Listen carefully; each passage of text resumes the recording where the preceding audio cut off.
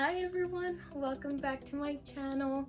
My name is Carolina and today I'll be talking to you guys about things to look out for when you are introducing your narcissist to the family.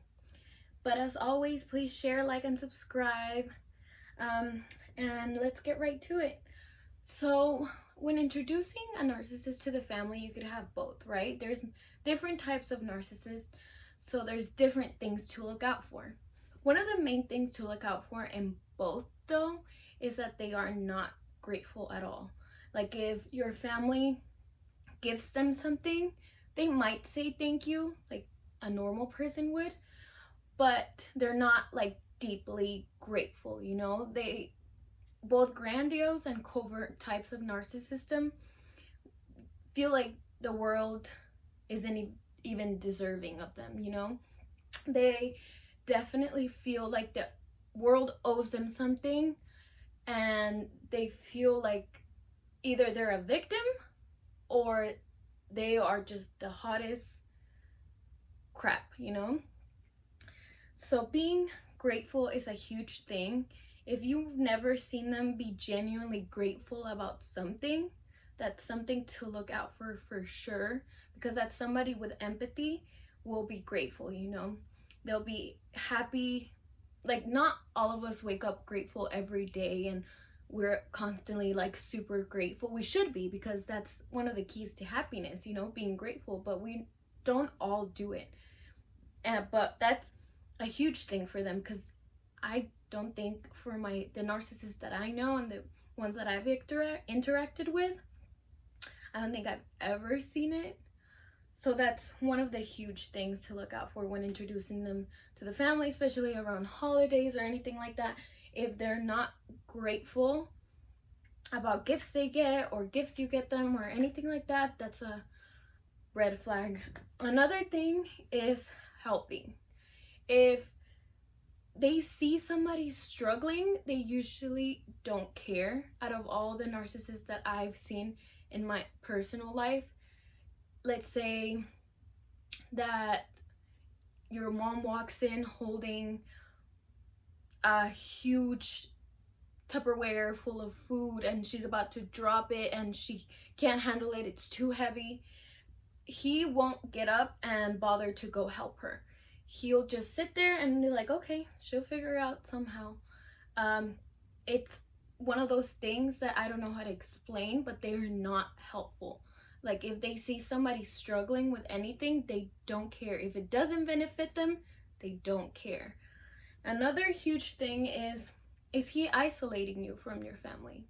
Let's say it's a group of family members, we're all getting together, telling stories, whatever, and he doesn't bother to make conversation, to integrate himself or herself into the group. They're just kind of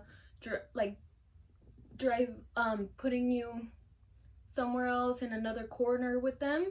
That's a huge thing, because like I said, if it's not about them, they don't care. So meeting your family is another thing. They don't care. For the grandiose narcissist, they are charming, you know. For a small doses, you might not know that they're a narcissist, but they definitely will give themselves away with the other things that I tell you guys, like not helping, isolating you, not being grateful. Those things are main giveaway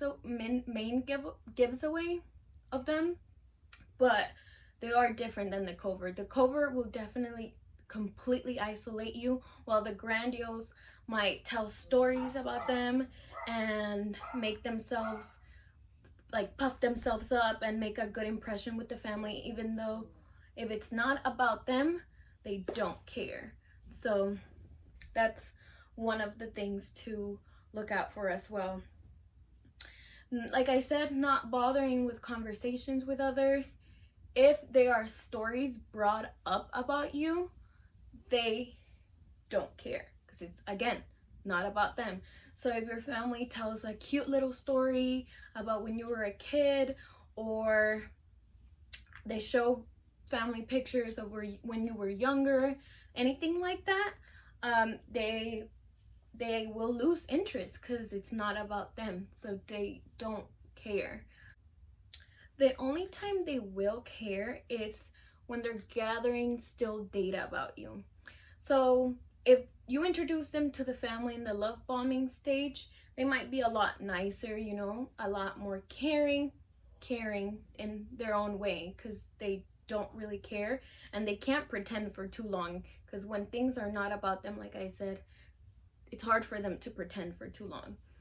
But if they are paying attention for any reason about stories about you or about anything that's not about them, it's usually because they're just gathering data on you, something that they could use against you maybe in the future, some weakness that you might have that your family and friends might expose. And this is something huge to look out for, especially with the holidays coming up. I know for a lot of us, we're on lockdown and we're not going out much still. But, you know, if you do get to introduce this person to your family, please look out for those things. And again, make sure that you like, share, and subscribe, and I'll be back to you with more tips and more things to look out for. Everybody stay safe. Thank you.